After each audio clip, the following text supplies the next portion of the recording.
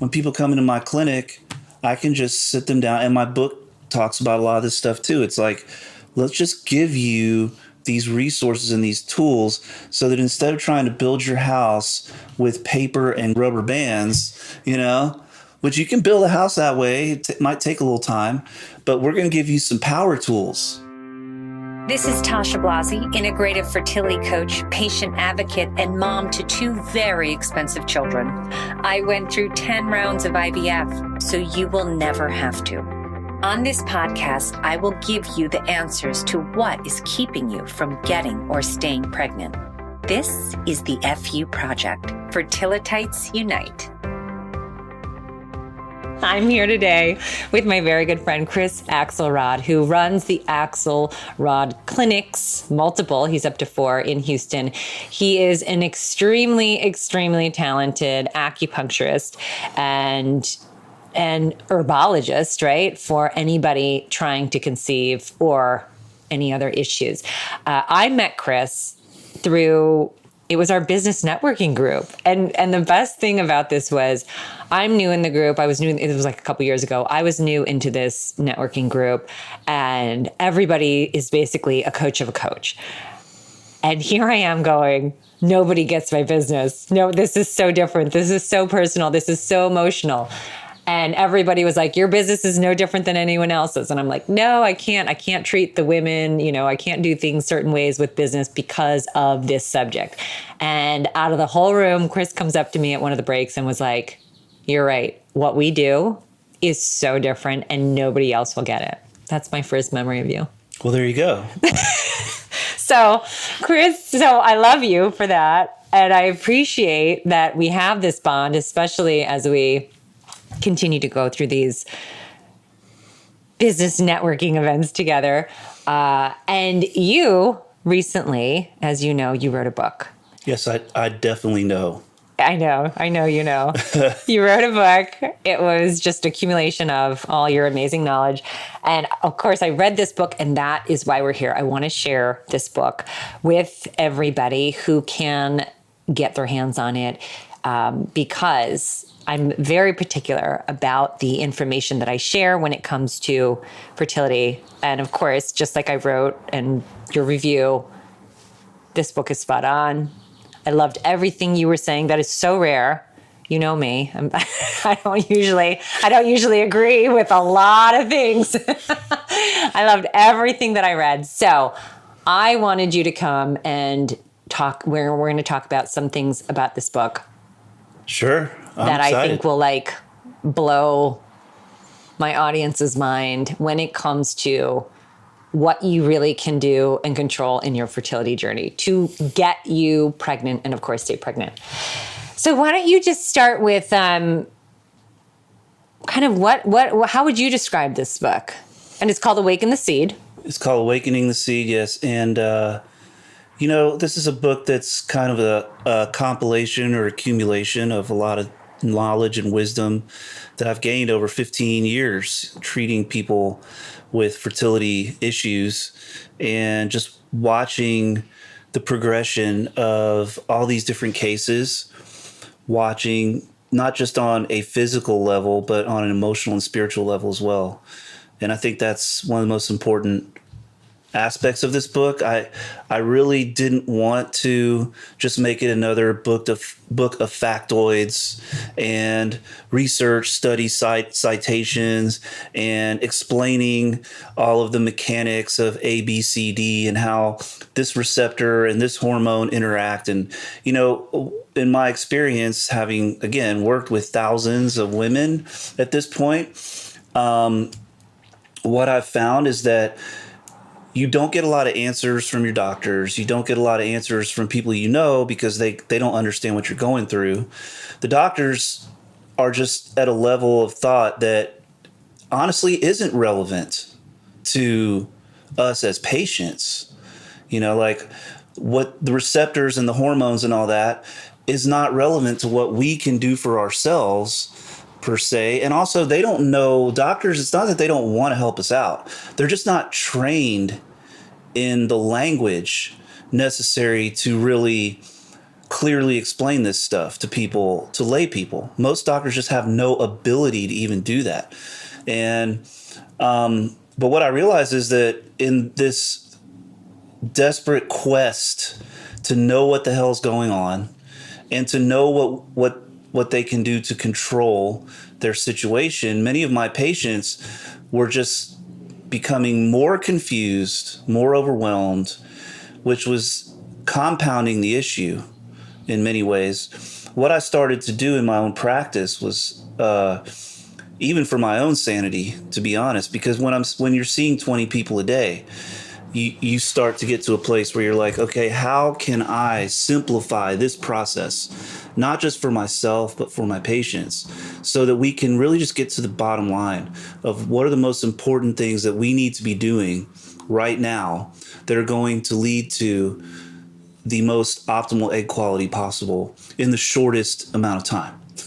Yeah. And yeah, there's so much goodness there. And I do love that about you, that you have so much science behind everything that you recommend. And then there is the whole part where we talk about doctors can't be trained in everything, and that's okay. That's okay. But there are so many other things you can do to help your egg quality, to help implantation. And such a cool thing that I read in your book, which I also have seen and believe through what I do, is the myth that it takes 3 months to change your egg quality. Mm-hmm. So do you want to just touch a little bit about, when you talk about the egg and the fluid that it's in, and I love how you talk about that. Do you want to just talk a little bit? Yeah, sure. So, a follicle is just a container. A follicle is a safe container for the egg, just kind of like many other precious tissues that our body has are encapsulated inside of a container. Like our brain, there's a membrane around the brain that protects the brain from different things. There's a protective membrane around the heart that protects the heart from all these things. The follicle is essentially a protective membrane around the egg. And one of the things that happens as the egg is going through its final stages of growth, the follicle will start to rapidly fill with fluid.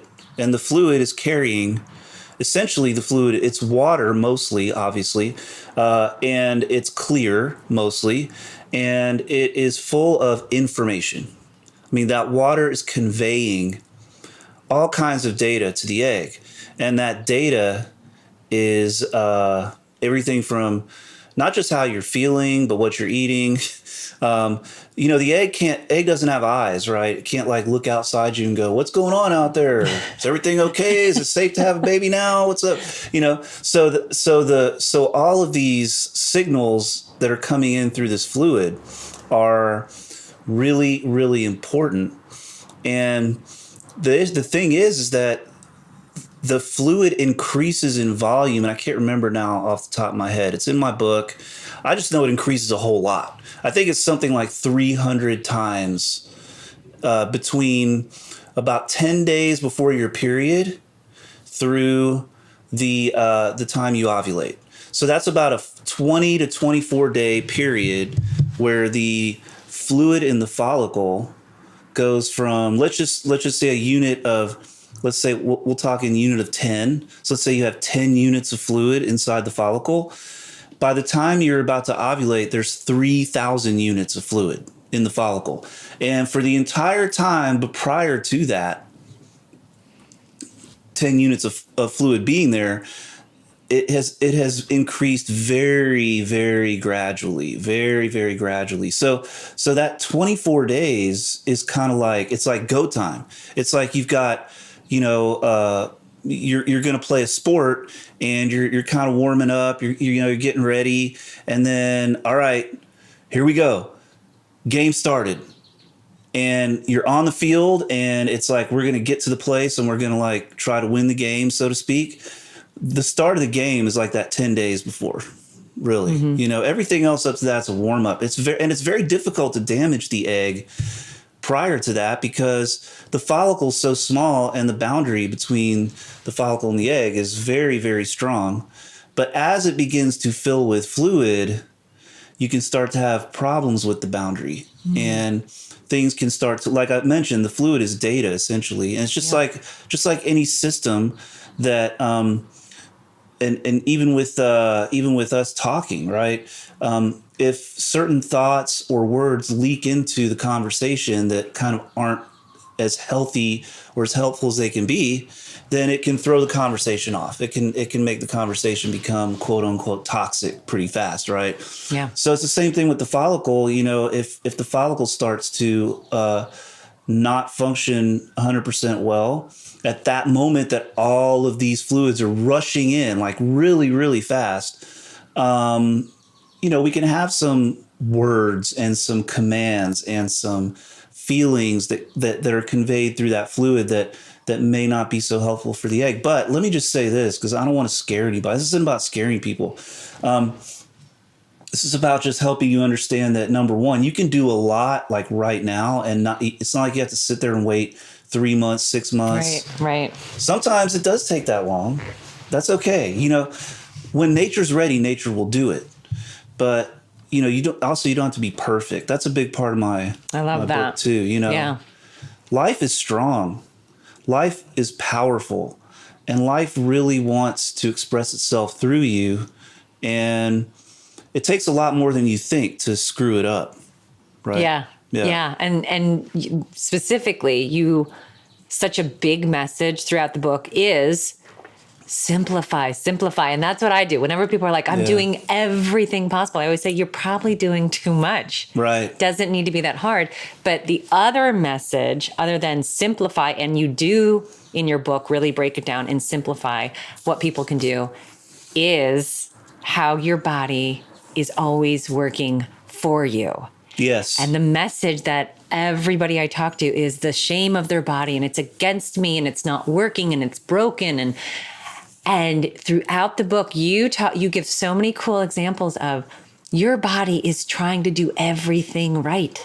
Yeah, it is. Absolutely. So just get out of the way and let it do it. So do you want to talk about that a little bit? Yeah, sure. I mean, I think that, you know, a lot of times we think that diseases or less than ideal health situations are a mistake or a malfunction or something wrong. Mm-hmm. But actually, they are an expression of an adaptive response.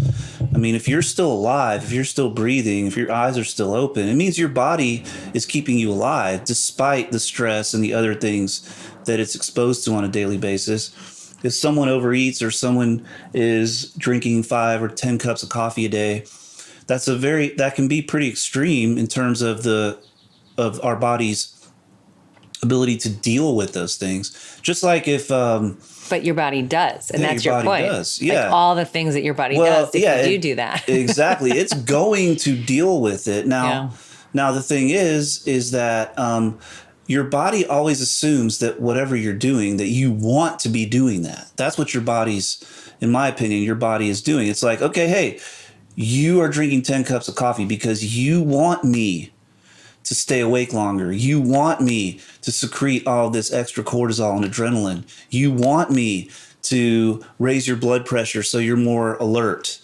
which is all what the effects of caffeine are, some of them. And so it's just going to do it for you. And it's going to do it for you until it can't do it anymore. So it wants, your body serves you unconditionally and loves you unconditionally. In fact, I mean, honestly, I see the body as literally, the body is our subconscious mind, which is kind of a weird concept for a lot of people. I love that. Yeah. Go into that a little bit. Well, I mean, everything that's happening in your body, if you think about it, are you thinking right now about the billions of chemicals that your body is processing all over in all the cells? Like at this very second, are you thinking about the oxygen levels in all of the cells of your heart so that they can keep beating? Are you thinking about the changes in the very minute changes in pressure as fluid is being pushed through your brain so that it can support the functions of the neurons? I mean, are you thinking about all these things? No, of course you're not. Mm-hmm. They're all happening subconsciously, mm-hmm. but they are all decisions and processes that take conscious awareness on some level. It's just you're not you're not in fact, if you had to think about all that stuff, you would, I mean, there's no way it's not Right. possible, right? You know, Yeah. you wouldn't be able to think about anything else. Right. And so when it comes to our egg quality and our fertility, my opinion is that our body's creative potential boils down to one thing, okay, which, and this will help everybody to simplify. I just want you to think this one thing. Your body will always, always feel okay with you getting pregnant as long as it knows it has the surplus energy to support a pregnancy. Okay. And so when you take someone who's 21 years old, so this is why everybody gets mad about, oh, you know, why is it that all these crack addicts are getting pregnant? Why is it all these, you know, these alcoholic, whatever people are getting pregnant? Well, first of all, most of those people are in their early 20s or teens. And at that stage, your body has so much surplus energy, and that's why it heals so fast, because of all that surplus energy that your body contains, literally. And so, yeah, your body, it doesn't matter what you're doing. Your body's like, oh, yeah, we're good. We can definitely support the pregnancy right now. And that's why all these younger women, who many of them don't have the same level of self-care that a lot of people who are trying to get pregnant have, are getting pregnant. When we start to get into our late 20s, a little bit, but definitely when we start to get into our 30s, that level of surplus energy starts to naturally decrease. This is not a conspiracy, and it's not a what is it, an epidemic, nor is it some fascist plan hatched by the corporations to suppress fertility or anything like that. This is how nature works. We age, and as we age, our surplus energy naturally declines. And if we're trying to still live like we're a teenager, when we're in our 30s, meaning staying up to whatever time we want to stay up to, eating whatever the hell we want to eat, having whatever the hell we want to have when we want to have it, instead of having some discipline and really learning how to conserve our energy and slow down and restore sleep. My book, I just hammer on sleep in my book, right? Then what do we expect? So the reality is, like, as we get older, think of it this way. We have tires on our car.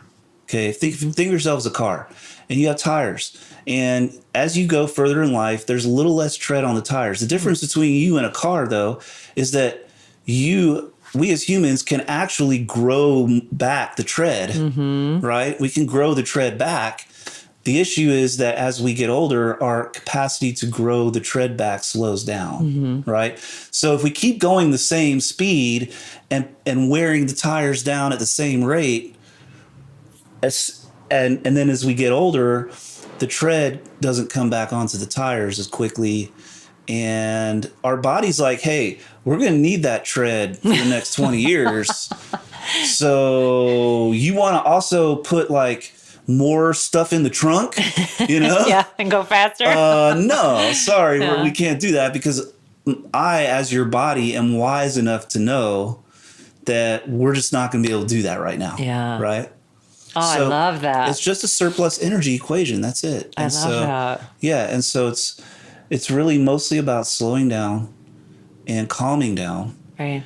Which is a really hard thing to do, as you know, for people who really, because this fertility thing is an existential thing. It goes to a very deep core level of our nervous system. So the fertility struggle can really trigger some very deep fear circuits in the body, like very primal, because it is a survival activity to have a child. It's one of the survival activities, and it can trigger that very deep primal fear that we're going to die if we don't have a baby. Wow. Yeah. You never thought of it that way. I never thought of it that way. Yeah. And so this is why we can easily become so irrational around this situation. And it becomes very difficult to calm down, because when that very core survival circuit starts to get triggered, I mean, that can wind you up really to a pretty high level. To wind that back down can take a little bit of work, but it can totally be done. And in my book, I actually teach some very simple meditations. So the meditations in the book are very, very helpful, not only for calming down your nervous system, okay, and really getting your nervous system back down to a baseline where it's not always discharging all this energy. Because again, it's a surplus energy equation. And if we're constantly discharging energy with all of this very high intensity emotion, we're just leaking that energy, and it's not going to be able to go to the eggs. And it's not constructive. And it's not constructive. You know, and all, I talk about this a lot, where so many of my practices in my program are about detoxification and energy restoration for the reason of the egg, right? And the egg quality and what it's housed in and how it grows. And when people are not able to constructively think about their fertility journey because they don't have a path, or they don't have hope or confidence that it's going to work, they spend so much energy on the fear of it not working. And all I see is just this stream of energy going towards something that is away from helping to restore their bodies and make space and all that stuff. This reminds me of a really cool lesson I learned, because I used to ride. I have a motorcycle, although I'm going to sell it now. But when I was a kid, we used to ride. My parents had a lake house, and my brother and I had little dirt bikes. And of course, I always wonder, like, did my parents really just want us to die or something? Oh my gosh. Because we would get up there, and we had a little trailer. They would pull us up, we all go up there for the weekend, and parents, they would just like chill in the house. But, we had a trailer for our dirt bikes. We get the dirt bikes off the trailer. Literally within 5 minutes, we had our helmets on, and we were on our dirt bikes, and we were riding away. And there was no like, okay, make sure you're back by this time, or any of that kind of stuff. Oh, really? And we would ride all through the woods, and I mean, just things that I think about. And I was like 11. Yeah. You know what I mean? I was 11 on a motorcycle by myself with my brother, who was 10, in the woods. I wasn't allowed to cross the street. But one of the things you learn riding a motorcycle, and I remember I didn't really learn this until I had a street bike, and I was on a freeway doing 70 miles an hour. Oh.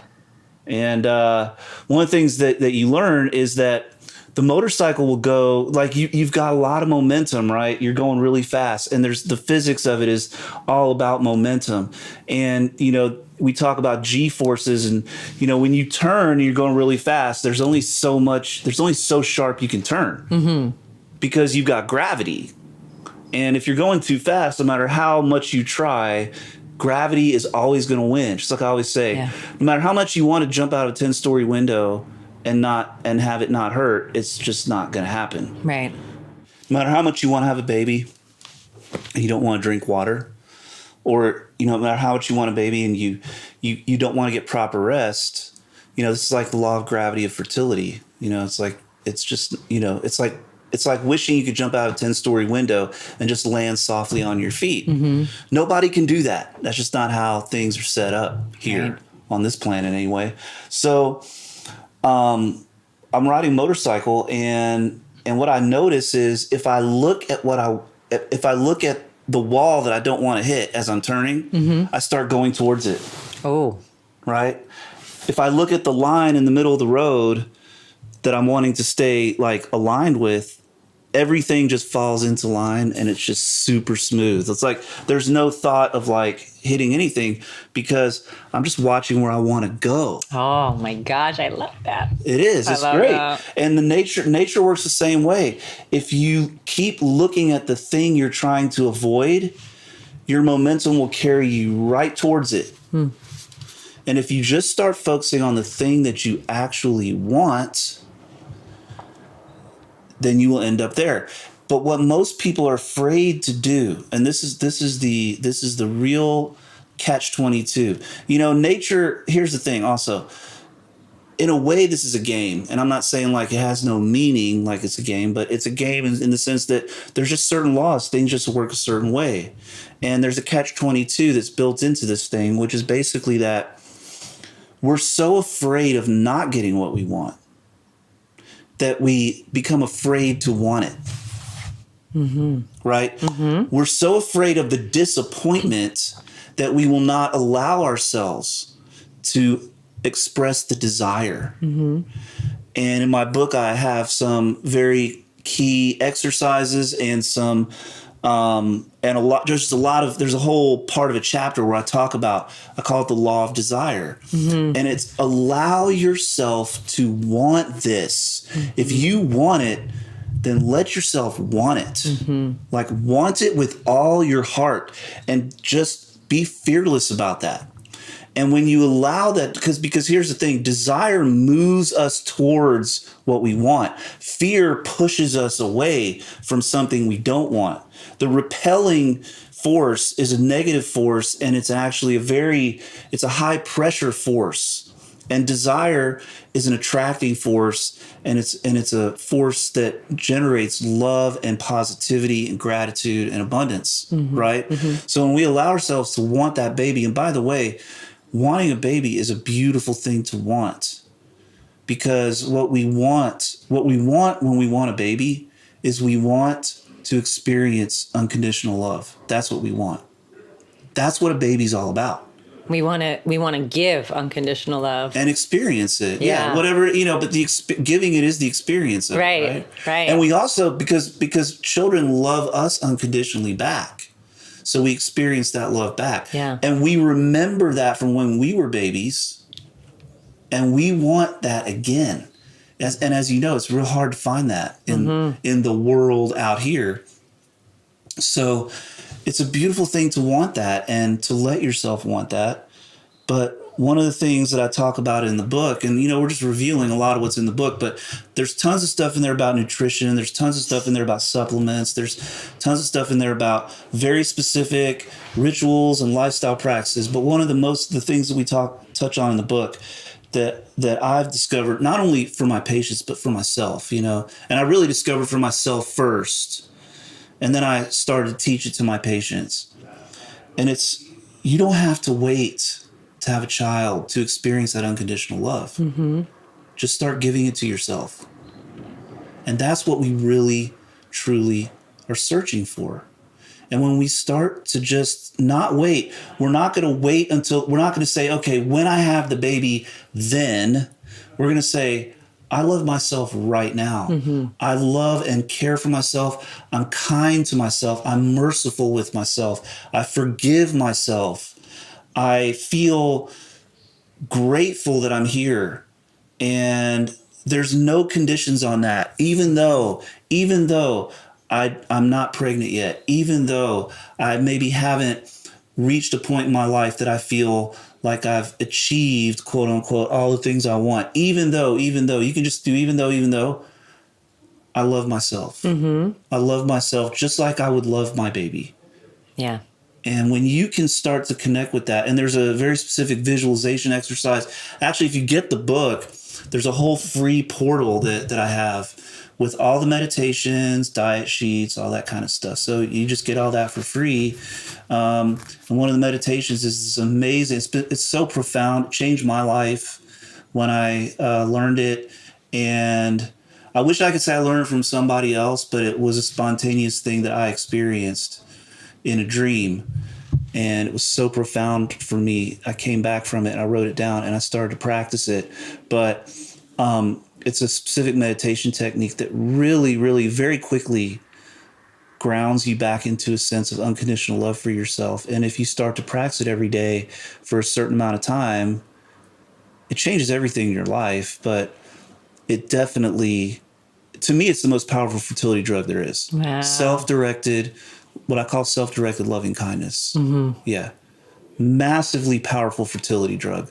Because even that egg knows that's what it's all about, So when you start to send that back to within yourself, think about what that does to that fluid that's going into the egg. When your mind and your heart are filled with this sense of unconditional love for you first, yes, which so many of us are taught not to do. And I think especially girls are, the cultural concept in kind of conventional culture is women are caretakers of other people. Right. Right. Right. So women tend to really give so much of themselves to others and don't know how to give back to themselves a lot of times. And that self-directed love, that self-directed kindness starts to contain your energy and turn it and transform it back into something that is actually medicinal for your eggs. And it's real. It's as real as any drug. It's in fact, it's even more powerful because your body is actually making the drugs, and your body's own innate native chemistry is the most powerful drug there is. Mm-hmm. Yeah. So. I love that. I love that. Yeah. I remember a client, I had worked with her for a little bit, and she eventually said to me, she's like, I just love my life so much right now. And that, I almost feel guilty wanting anything else. I don't need anything else, but I think I still want a child. And I'm like, this is what you say to yourself. It's not a but statement. It's an and statement. I love myself and my life today, and I want a baby. I want a family. Yeah.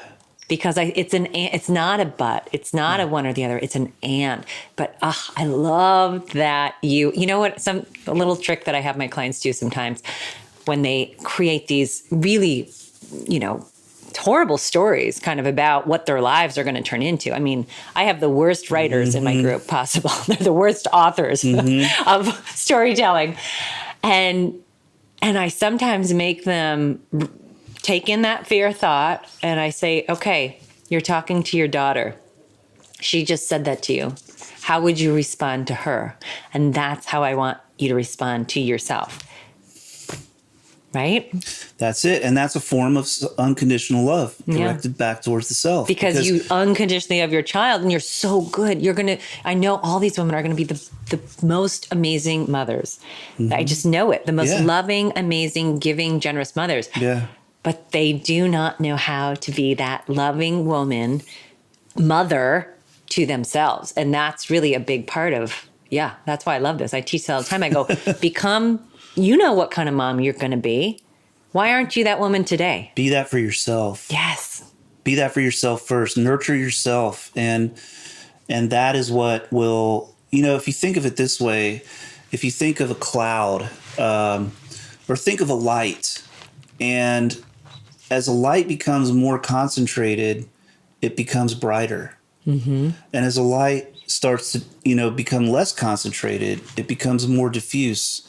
And if you think about your sense of love for yourself and your sense of focus on generating those kinds of positive emotions in your life, yourself today, and also allowing yourself to feel that desire. Like you said, the story of, I kind of feel guilty because I'm the one that has everything, and here I am wanting more. Mm-hmm. It's like, you don't have everything. Nobody has everything, and all of the physical trappings of life are just passing shadows that, we just get to use for a little while. And it's a matter of allowing and really giving yourself permission to just want it or not want it. And just really saying, okay, you know what? I could either want this or not want this. And it's okay. I'm going to choose to want it. I'm going to choose to want it with all my heart. And what that does is it starts to focus that light, and it's no longer, the light's no longer being diffused out, trying to take care of everyone else, worrying about what everyone else is thinking, It just starts to, now it's dwelling within you. Mm-hmm. Yeah. And that power is tremendous. It's tremendous. And are there things that you need to do? Well, yeah. Let me rephrase that. Are there things you can do to help speed up the process? Absolutely, there are. Mm-hmm. Supplements, IVF, medications, different dietary things, different lifestyle things that you can do to help speed things up. But I'm a true believer that if you only do this one thing that Tasha and I are talking about right now, care deeply about yourself, nurture yourself, love yourself, and be kind to yourself, everything else will fall into place on its own. Because if you love yourself, you're not going to keep doing the things that hurt you, whether it's saying these kinds of stories, like repeating these narratives in your mind of how that paint you as someone who's messed up or has all these regrets or, shoulda, woulda, coulda, but just painting this narrative in your mind of this beautiful soul, this beautiful spark of nature that has so much abundance and so much to be grateful for. That alone just changes everything. You treat yourself differently, and then you'll figure it out on your own, The thing that I offer, and I think Tasha would agree, is to help you get there faster than you can on your own, When people come into my clinic, I can just sit them down, and my book talks about a lot of this stuff too. It's like, let's just give you these resources and these tools so that instead of trying to build your house with paper and glue and rubber bands, which you can build a house that way, it might take a little time, but we're going to give you some power tools. So there's things that you can do to speed the process up, no doubt. But you don't have to do any of those things, honestly. I mean, this is the thing that nobody wants to tell you. The doctors don't want to tell you this. And most of the coaches out there, they don't want to tell you this. I'm going to just tell you right now. And I think the only reason I'm saying this on Tasha's podcast is that I know she agrees with me. You don't need us. You don't need us. If you just love yourself and you just take care of yourself and you're kind to yourself, everything is going to start to fall into place.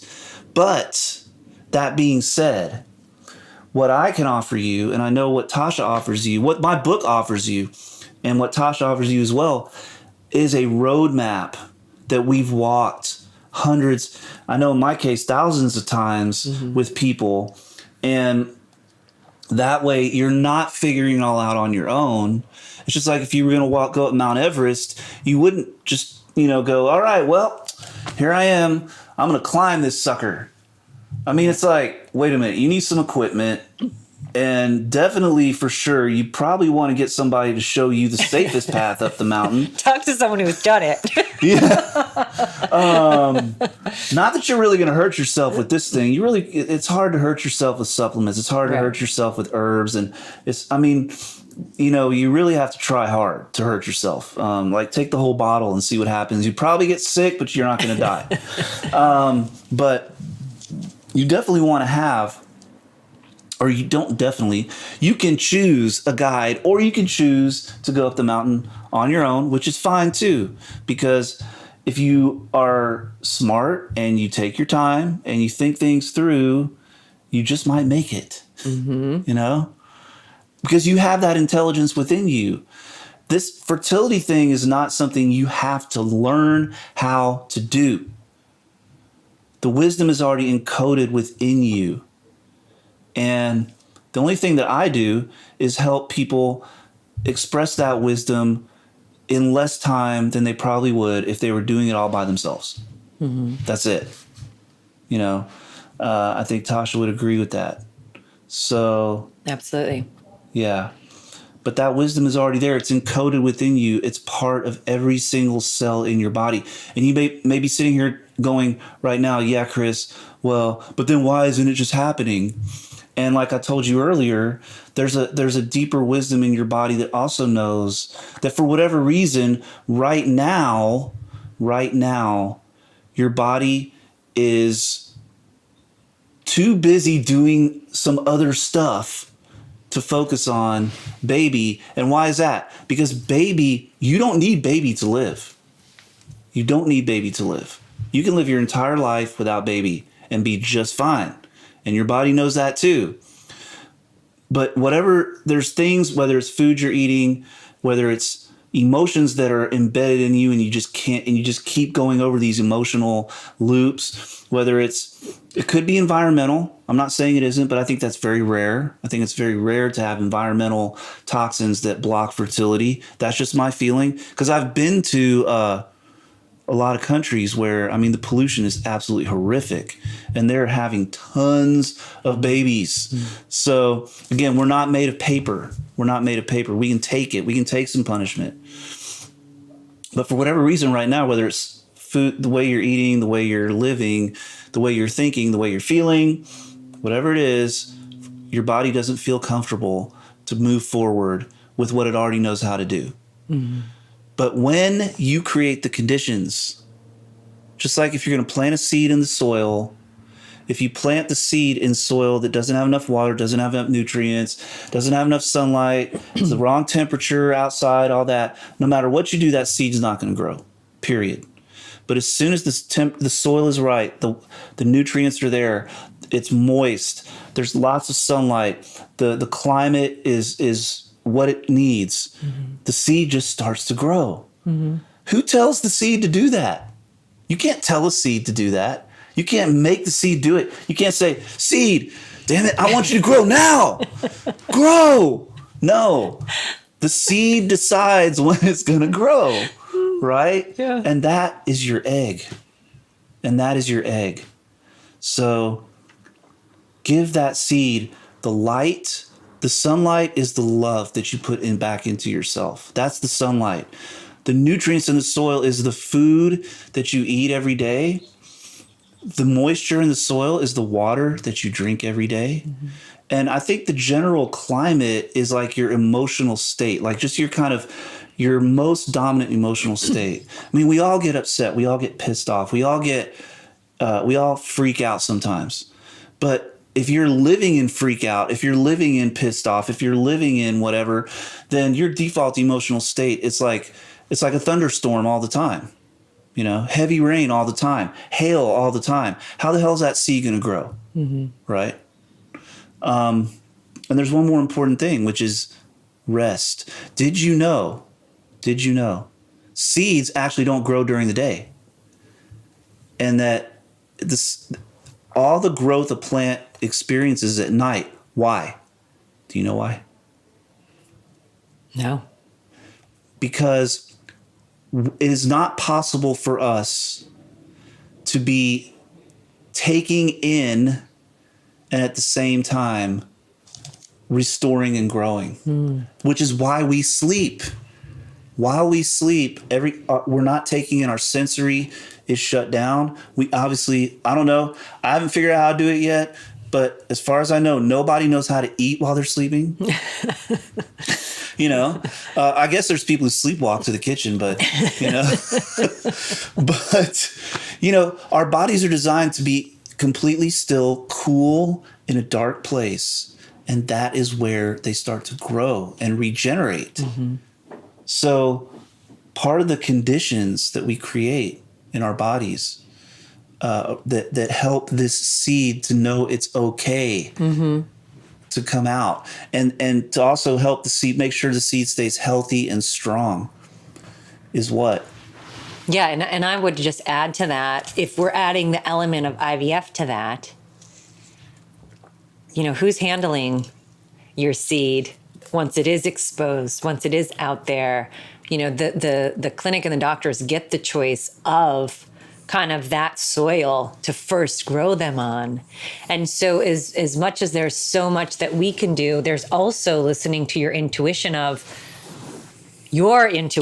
what the doctors are telling you, but your intuition of, I just don't think that's the right place for me, or I just don't think it's working because of that doctor. But people typically don't listen to that intuition because, one, of the name of the clinic, the name of the doctor, and it's so much easier, to your point, to blame yourself and to blame your body and to not love yourself. So in terms of IVF, I would just add that element of, once that seed's exposed, you know, there's a lot of things that could go into affecting it, and you got to be careful. Yeah. And with IVF too, I mean, you know, I think one of the things is that there's no shame doing IVF. IVF is simply a way to facilitate conception. That's all it is. Everything else is done by nature. Yeah. And the hormones that they use to stimulate the eggs are analogs of our own natural hormones. Yeah. So we're not doing anything unnatural. The key is that when you start to take those hormones, what happens is what? More fluid rushes into the follicle. What's in the damn fluid? That's it. Okay? What information is in that fluid doesn't change just because you're injecting FSH and LH into your body. It's all that FSH and LH does is push more fluid into the follicle and stimulate the cells on the outer ring of the follicle, called the granulosa cells, to stimulate. It stimulates that process of those follicle cells secreting fluid, which is derived from and distilled from the rest of your body. So I got news for you. Like, your responsibility to make sure IVF is it a shortcut? Yes, it can be a tremendous shortcut. Yeah, it's a blessing. But is it a shortcut around self-care? No. Yeah.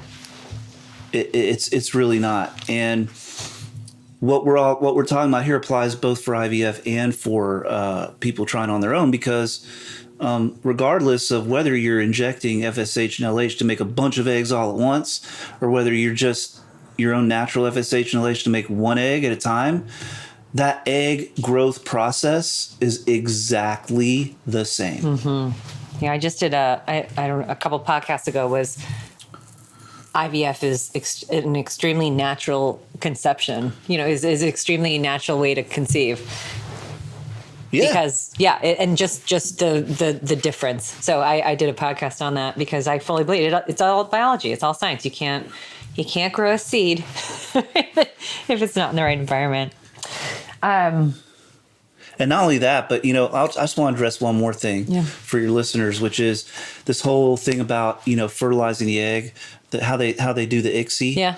So it's like, which is, if you don't know what that is intracytoplasmic sperm injection, which is they pick the sperm, they put it in the egg, and there's a lot of people that will go on, and you read, honestly, just a lot of bullshit on blogs, people who really have no business talking about these kind of things, because it's real easy to look at that and then extrapolate and project all kinds of fear around, we're messing with nature, we're the process of natural selection is being interrupted. And what I always say to people, because I've had people who I've given lectures in Europe. I've given lectures in Canada to other practitioners, and there's also some within the practitioner community, not just in my world, in the holistic world, but even in the Western world, Western medical world. There's still controversy a little bit around that, right?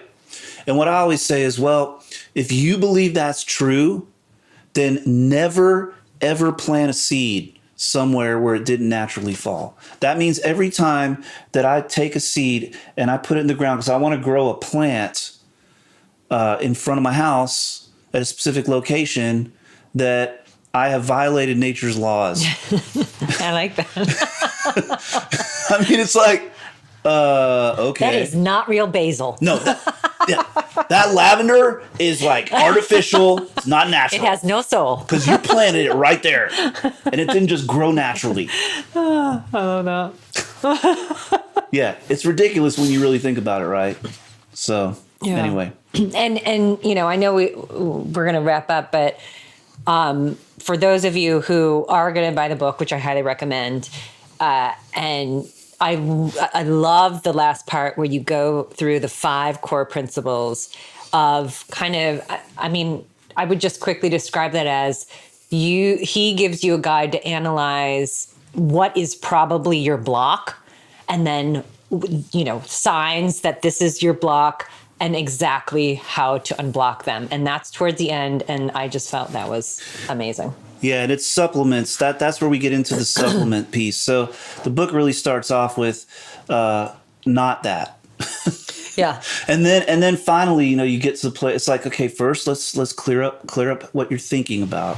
Now let's just kind of clean up your basic habits. Now, if you want to, we can go on to supplements. And those 5 core factors are it's a really simple way, like you said, to do a self-assessment and understand like the dominant areas that are really having trouble, the areas of your body that are having trouble finishing the work that they want to do. Right? Because that's really whenever we're sick, that's all it is, expression of your body's trying to do something and it just can't finish. So you get that 5 factors in front of you, you just do a little self-inventory and then there's like 1 or 2 or 3 supplements for you to focus on. Yeah. Not like 40. No. Or you say like this. For the most part it's 2, yeah. And you even say like maybe just the first one. Yeah. And you know what? The success rates that I have with this system and what's in that book are ridiculous. I mean, it's, 60 to 70% of the people that I see who come to my office without a child, whether it's their first child or a subsequent child, between 60 and 70%, depending on the month, sometimes it's over 70%, are getting pregnant. And with IVF, I mean, it's around 80% of the people that I treat with IVF who are doing IVF. So, I mean, this stuff works, Yeah. And it's super simple. And I don't run all these expensive like lab tests that people run now. There's a lot of that stuff going on. I'm not saying it's bad to have data. I'm not saying that the tests are wrong, but this simple self-assessment, pretty much like, again, it's like how I assess my patients. And, I mean, the results speak for themselves. Yeah. Yeah. And you worked with, I mean, the book says Thousands. all over 2,200 plus. Well, 2,200 have had babies. Oh, yeah. Amazing. Yeah. Yeah. And it's been, it's and 4 clinics later. Yeah.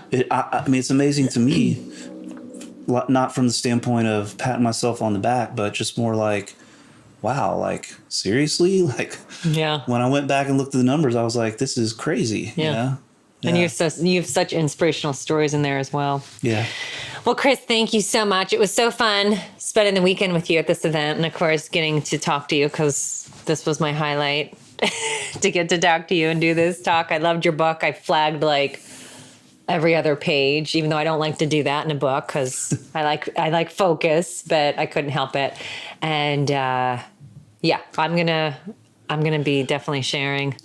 And I'll put in the show notes your website, chrisaxelrod.com, because you do have so many resources. That's actually axelradclinic.com. Axelradclinic.com. Okay. Yeah. And then the book is Awakening the Seed. Yeah. And it's available on Amazon and for Kindle too. So love it. Well, thank you, love. Good talking with you. Thanks, Tasha. It was a blast. And that was my baby making lesson of the day. For more of my fertility advice and adventures, please visit tashablasi.com. Sending you thanks and love always.